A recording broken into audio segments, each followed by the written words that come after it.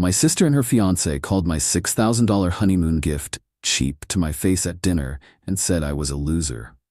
I lost it, cut them both off right there, and walked out. But honestly, it was the best thing I ever did for myself. I can't believe how things turned around after that night. So it all started when my sister Sarah got engaged. I was genuinely happy for her, you know? We've had our ups and downs, siblings do, but deep down, I always wanted the best for her. When Mark popped the question, she was over the moon. And honestly, her happiness was infectious. I found myself getting caught up in the excitement of wedding planning, even though weddings aren't really my thing. Then came the talk about the honeymoon. Sarah and Mark were tossing around ideas. Bora Bora, Maldives, some fancy European tour. I could see the stress creeping into Sarah's face whenever they discussed the budget. Weddings are expensive, and honeymoons? Don't even get me started. I remembered my own wedding, a small courthouse affair followed by pizza. No regrets, by the way. And how stressed finances made us feel even then. I didn't want Sarah to start her marriage with that kind of pressure. An idea sparked in my head. I had been saving up a bit of money. Nothing crazy, but enough to make a real difference. Why not gift them their honeymoon? A proper, dream honeymoon. No budget stress attached. It felt right. Like a really good brother thing to do. Plus, selfishly maybe, I kind of wanted to be the hero for once. In our family dynamic, I'm usually the reliable, responsible one, but not exactly the fun or generous one in the spotlight. This was my chance to do something truly awesome for her. I sat down with Sarah and Mark one afternoon, casually brought up the honeymoon plans, and then dropped the bomb. "Hey," I said, trying to sound nonchalant. "What if I paid for your honeymoon? As a wedding gift?" The look on Sarah's face was priceless. Pure shock, then disbelief, then this radiant, ear-to-ear grin. Mark seemed stunned too, but quickly recovered to express his gratitude. Sarah, however, launched herself at me, hugging me so tightly I thought my ribs might crack. "Oh my God, are you serious? That would be incredible." We talked about the details. I set a budget, $6,000. It was a significant chunk of my savings, but I felt good about it. It was for Sarah, after all. They were thrilled and promised to plan something amazing, but also to be mindful of the budget. We left it at that, all smiles and excited anticipation. Over the next few weeks, Sarah would occasionally give me updates on their honeymoon planning. She'd send me links to resorts, photos of beaches, itinerary ideas. It was fun to be a part of their excitement, even vicariously. They finally settled on a 10-day Caribbean cruise. Not Bora Bora, but still sounded pretty fantastic. Sarah kept thanking me, telling me how much this meant to them, how I was the best brother ever. I lapped it up, I admit. It felt good to be appreciated. Fast forward to a couple of weeks before their wedding. My parents decided to host a pre-wedding family dinner. Just immediate family. Me, Mom, Dad, Sarah, and Mark. We were at my parents' house, the usual Sunday dinner setup. The food was good, the conversation was okay. The usual family chit-chat, work, weather, wedding updates. Then, Mom, bless her heart, steered the conversation towards the honeymoon. "So Sarah, have you booked your cruise yet? Are you all packed and ready to go?" Sarah smiled, but it was a weird, tight smile. "Yeah, almost all set, just finalizing a few things." Dad chimed in. "Your brother's really come through for you guys, hasn't he? Paying for the whole honeymoon. That's incredibly generous." He looked at me, nodding approvingly. "Good job, son." I felt a swell of pride. This was it, the moment to bask in the glow of my generosity. "Yeah, well, I wanted to do something special for them," I said, trying to play it cool but beaming inside. And then Sarah said it. The words that just deflated everything. "Yeah, it's okay. I mean, it's a cruise. It's not exactly the Maldives, is it?" The air in the room seemed to thicken. I blinked, thinking I must have misheard her. "Excuse me?" I said, my smile faltering. She shrugged, picking at her food. "Well, it's true. A cruise is kind of basic.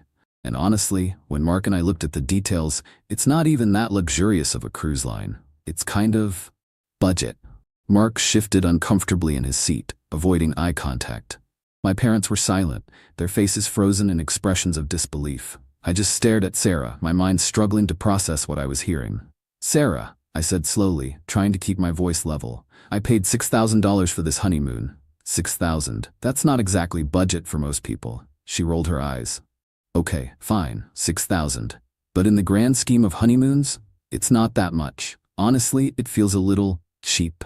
Cheap. She called my gift cheap. After I had stretched my savings, after I had genuinely wanted to give them something amazing, she called it cheap. And then she dropped the next bomb. And you know what else? She continued, voice dripping with disdain. It's kind of, well, loser-ish to spend your savings on something like this. I mean, shouldn't you be saving for a house? Or, I don't know, investing in your future? Instead of this. She gestured dismissively, as if the Caribbean cruise was some kind of pathetic consolation prize. Loser-ish. She called me loser-ish for trying to do something incredibly kind for her. Something snapped inside me. The hurt, the disbelief, the sheer audacity of her words. It all coalesced into a white-hot rage. You know what, Sarah? I said, my voice dangerously low. You are unbelievable, absolutely unbelievable. I stood up from the table, my chair scraping loudly against the floor. I can't believe you. I offer you a $6,000 honeymoon, a gift from the bottom of my heart, and you call it cheap and call me a loser? Are you serious? She scoffed. Well, it's the truth, isn't it? You could have done something actually useful with that money. That was it. I was done. Completely, utterly done. You know what, Sarah? Enjoy your budget cruise, I said, my voice dripping with sarcasm. Actually, no, don't. Consider the honeymoon canceled. I'm taking back my offer.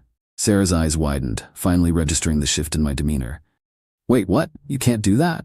Oh, believe me, I can, I said, pulling out my phone. And I will, right now.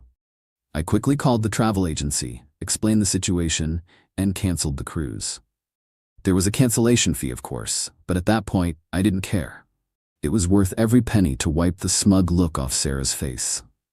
While I was on the phone, Sarah started protesting, whining about how unfair I was being.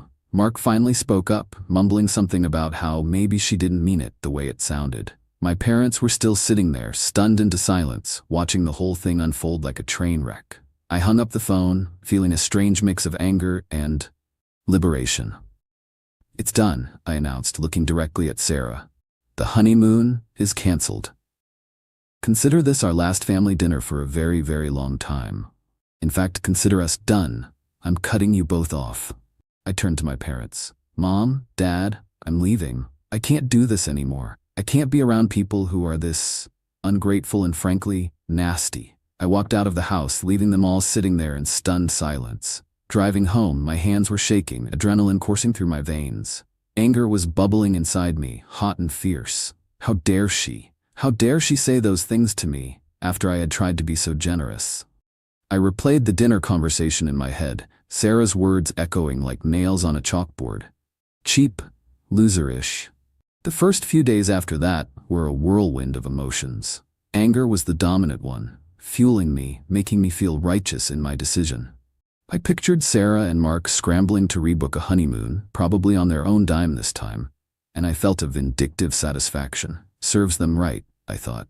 Then the anger started to subside, replaced by a hollow ache. Sadness crept in. Sadness for what my relationship with Sarah had become. Sadness for the ugly, petty words exchanged at what was supposed to be a happy family dinner. Sadness for the fact that my own sister could be so cruel. Doubt also started to whisper in the back of my mind. Had I overreacted? Was cutting them off too extreme? Maybe Sarah was just having a bad day? Maybe she didn't really mean those things? Maybe I should have just talked to her, calmly explained how much her words had hurt me? I wrestled with these thoughts for days, going back and forth between anger and doubt, sadness and a strange sense of relief. Relief that I had finally stood up for myself. Relief that I didn't have to pretend anymore, didn't have to keep trying to please people who clearly didn't appreciate me. One evening, I was talking to my best friend, Mark, ironically, same name as Sarah's fiancé, but a million times better guy. I recounted the whole dinner debacle, venting my anger and confusion. Mark listened patiently, then said something that really stuck with me. Dude, he said, you did the right thing. Seriously, they were incredibly rude and entitled. You offered them an amazing gift, and they spat in your face. Anyone with an ounce of self-respect would have walked away. He continued, look, generosity is a gift, not an obligation, and it certainly shouldn't be an invitation for people to treat you like crap. You set a boundary, you protected yourself. That's not overreacting, that's self-preservation. His words were like a balm to my wounded ego. He was right. I had done the right thing. I had set a boundary. I had chosen myself, my own well-being, over toxic family drama. It wasn't about the money, or the honeymoon, or even the insults.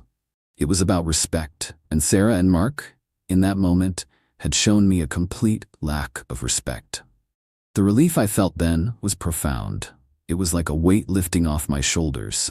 I realized I had been carrying around this burden of trying to be the good brother, the generous brother, the peacekeeping brother, for years. And for what? To be treated like a doormat? To have my kindness thrown back in my face? In the weeks and months that followed, cutting off Sarah and Mark proved to be surprisingly peaceful. There was no dramatic reconciliation, no tearful apologies, just silence. And in that silence I found space for myself. Space to focus on my own life, my own goals, my own happiness.